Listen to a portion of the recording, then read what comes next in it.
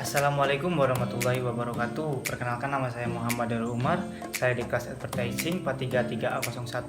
Di sini saya akan menjelaskan tentang laporan hasil riset Epic Model produk hand sanitizer Lifebuoy. Yang pertama yaitu pendahuluan. Secara teoritis, iklan merupakan pesan yang bertujuan untuk memberitahukan kepada masyarakat luas tentang suatu produk atau jasa.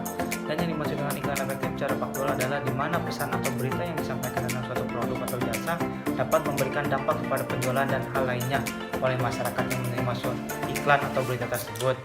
Namun halnya iklan dari suatu produk maupun jasa menjadi tidak efektif. Hal ini bisa terjadi karena banyak hal, seperti iklan yang terlalu monoton, tidak memiliki keunikan yang mudah diingat, dan juga bisa karena iklan yang terlalu panjang.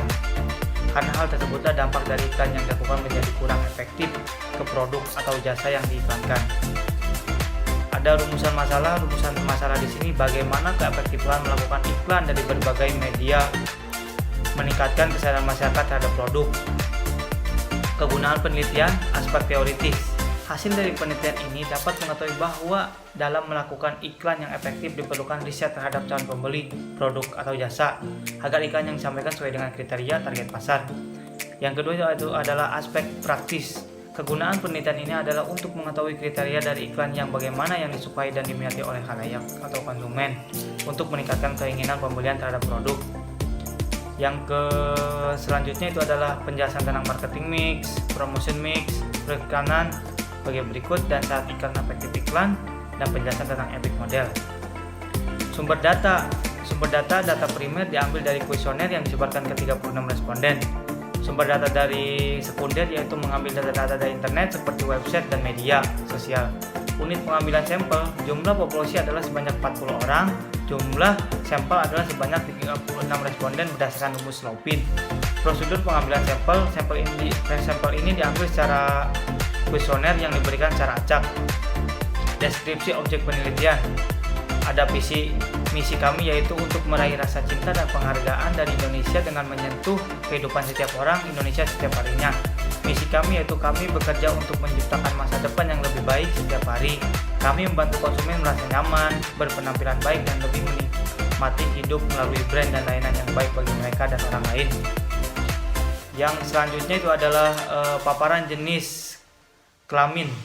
Dari tabel di atas dapat didefinisikan bahwa jumlah responden terbanyak adalah berjenis kelamin perempuan sebanyak 22 responden atau sebesar 50,5% dari keseluruhan jumlah responden. Sedangkan jumlah responden yang berjenis kelamin laki-laki sebanyak 14 responden atau sebesar 40,5% dari jumlah 36 responden. Yang selanjutnya adalah usia responden. Dari tabel di atas dapat didefinisikan bahwa usia responden terbanyak adalah 18 responden berusia 18 tahun sampai 22 tahun atau 50% dari keseluruhan jumlah responden. Yang selanjutnya adalah pendidikan terakhir.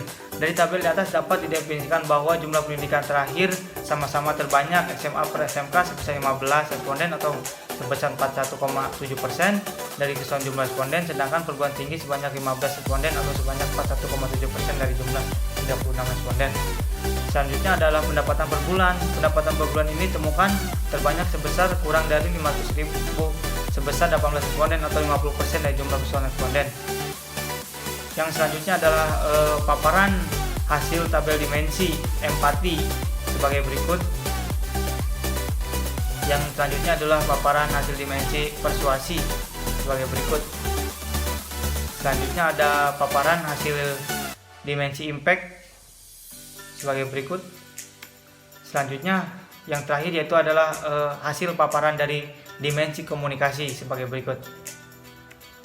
Berdasarkan analisis dimensi empati, dari data Epic Model didapat hasil 4,205x rata-rata empati, dan untuk dimensi dari empati produk Lifebuoy hand sanitizer masih dikategorikan efektif.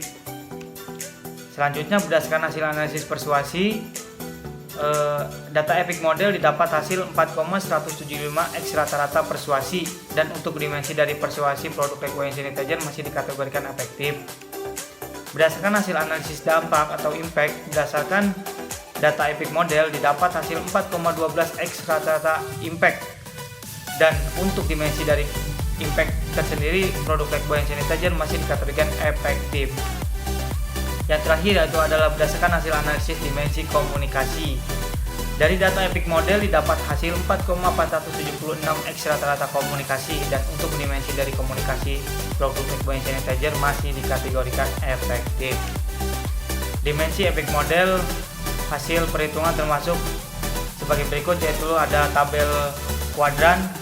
Secara keseluruhan Epic Model bernilai 4,265, empati 4,205 efektif, persuasi 4,175 efektif, komunikasi 4,476 efektif, dan impact 4,12 efektif.